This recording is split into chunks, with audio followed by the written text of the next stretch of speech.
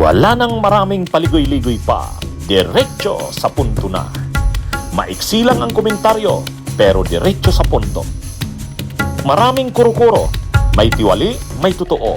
Dito, sa puntong diretso tayo. Punto, diretso. Anyway, ito mga kabunyog mga kababayan, itong si Mike Defensor si Mike Defensor, sa rally ngayon ng mga DDS doon sa Korte Suprema. Ay hindi. Sorry, hindi sa rally. Sa interview kay Mike Defensor ng SMNI, yung mga vloggers ng DDS kasi may programa sila sa SMNI. Sila Banat ba, yung Boss Dada na tinatawag, yung Coach Oli, may programa sila. O ngayon, inimbitahan nila itong si Mike Defensor. Inimbitahan nila. Ay dahil nga itong si Mike Defensor, parang ito yung nagiging ngayon, magapagsalita ng kampo ng mga Duterte Laging laging nai-interview. Kung sa Senado sila Marcoleta, pagdating naman sa mga rally, sa mga interview, itong si Mike Defensor, talagang siya na yung parang tumatayong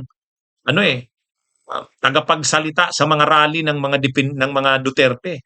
Rally, press con, lalo na diyan sa issue ng 18 ex-Marines na yan. Siya yun. Kahit todo deny siya, hindi naman daw siya ang pasimuno. Tumulong lang daw siya kay Baligod. Mukhang hindi. Wala namang maniniwala na hindi siya involved dyan. Ngayon, medyo ang nakaka-intrigang sinabi ni Mike Defensor na nakakatawa. Ang sabi ni Mike Defensor, si Sara Duterte daw, zero corruption. Zero corruption daw si Sara, sabi ni Mike Defensor. Ay, ano ba itong si Mike Defensor? Bakit? Ang paliwanag niya, nung election daw na Vice President, marami daw nag-alok kay Sara ng financial na tulong. Pero hindi daw tinanggap ni Sara. Hindi tinanggap ni Sara. Kung corrupt daw si Sara, tatanggapin niya yun. Hindi. Ang alam niya daw, sabi ni Mike Defensor, walang tinanggap na pera si Sara Duterte nung tumakbo siyang Vice President. Kaya, zero corruption. Nung maging daw siya, naging Vice President, DepEd Secretary, wala daw.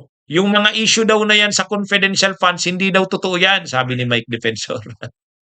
Yung mga issue daw sa corruption, sa DepEd, hindi rin daw totoo yan, sabi niya.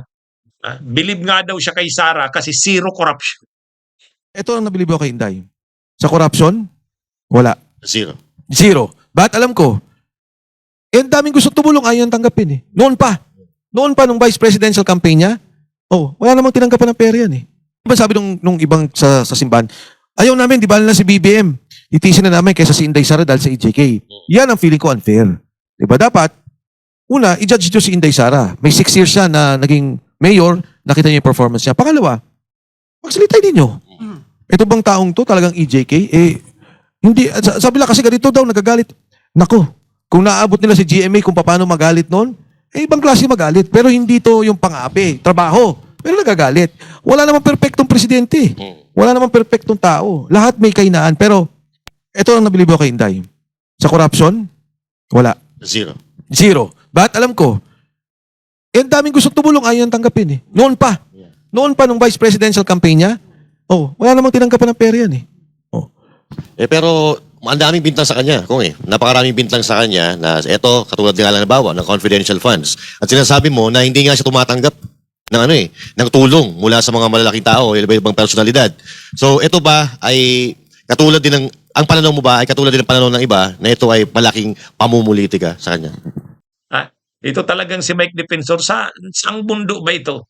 Saang mundo ba ito si Mike Defensor? Kaya nga sinusulong ang impeachment ni Sara sa Kamara dahil sa mga korupsyon, tapos sasabihin niya zero corruption. Umbak nga ang ebidensya kay Sara tungkol sa paggamit ng confidential funds, tungkol sa paglustay ng pondo ng DepEd, ng OBP, yung kanyang hindi maipaliwanag na paglobo ng kanyang yaman, na makikita sa kanyang mga bank accounts. Tapos sasabihin ni Mike Defensor, zero corruption? Ano ba tong si Defensor? Parang ano? Ha?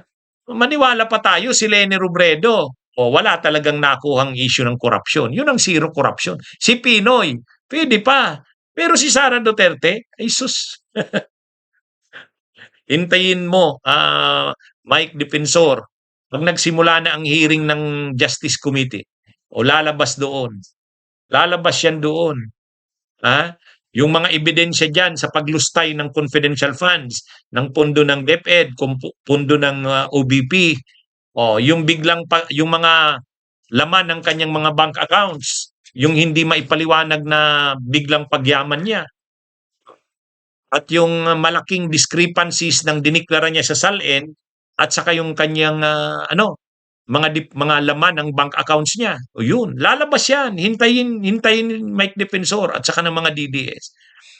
Ipapakita yan sa hearing ng Kamara sa Justice Committee. Lalabas yan. O sige, hintayin niyo. Hintayin ninyo. Yun na nga tambak nga ang mga ebidensya laban kay Sara. Tambak yung mga ebidensya.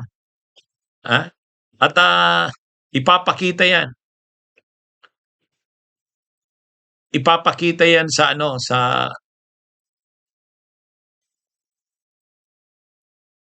ayan. Kaya yan mga kabunyog. Sigurado yan, ipapakita yan ng sa hearing sa Kamara, sa Justice Committee. May ipapakita yung mga corruption ni Sara Duterte. Yan nga yung isang malaking issue kaya siya ini-impeach yung corruption at tambak ang ebidensya niyan. Tambak yan. Kaya hindi natin saan naman kaya galing yung saan naman kaya yung galing yung sinasabi ni Mike Defensor, zero corruption daw si Sara Duterte. Awang ko, saang mundo ba ito si Mike Defensor? Bunyog, halikan na kasama ka.